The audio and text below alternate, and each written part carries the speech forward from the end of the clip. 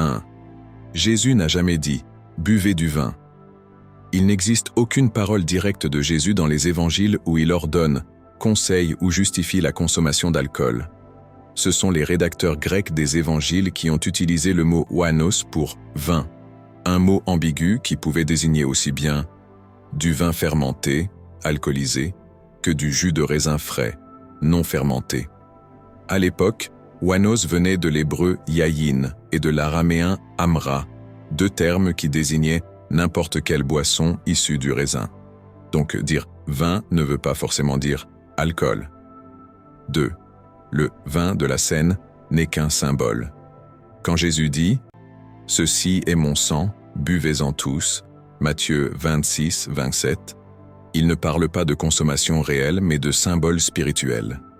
Le même passage dit juste après « Je ne boirai plus désormais de ce fruit de la vigne, jusqu'au jour où je le boirai nouveau dans le royaume de mon Père. » Ici, il ne parle pas d'un vin terrestre mais du fruit de la vigne, expression poétique pour parler de la pureté spirituelle.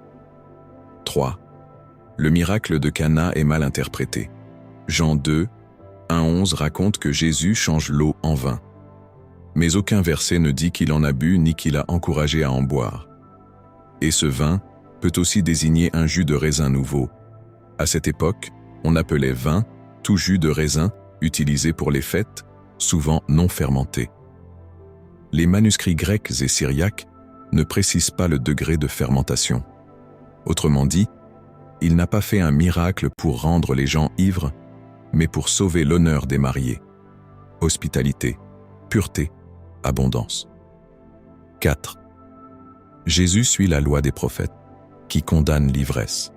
Jésus dit clairement dans Matthieu 5, 17, « Je ne suis pas venu pour abolir la loi, mais pour l'accomplir. » Or, dans la Torah, Proverbe 21, Lévitique 19, Ésaïe 5, 11, le vin et l'ivresse sont condamnés. Donc, s'il avait encouragé à boire du vin, il aurait contredit directement la loi qu'il dit venir accomplir. 5. Les manuscrits les plus anciens ne parlent pas d'alcool.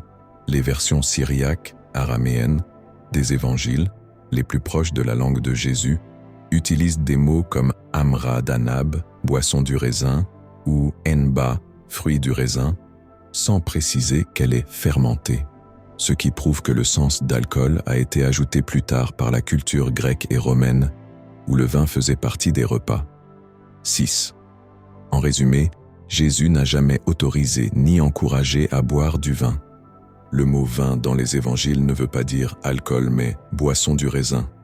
Il confirme la loi qui met en garde contre l'ivresse. Et il n'a jamais bu lors de la scène.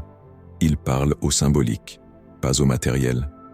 Donc, quand certains disent « Jésus buvait du vin », ils répètent une interprétation grecque tardive, pas la parole du Messie araméen.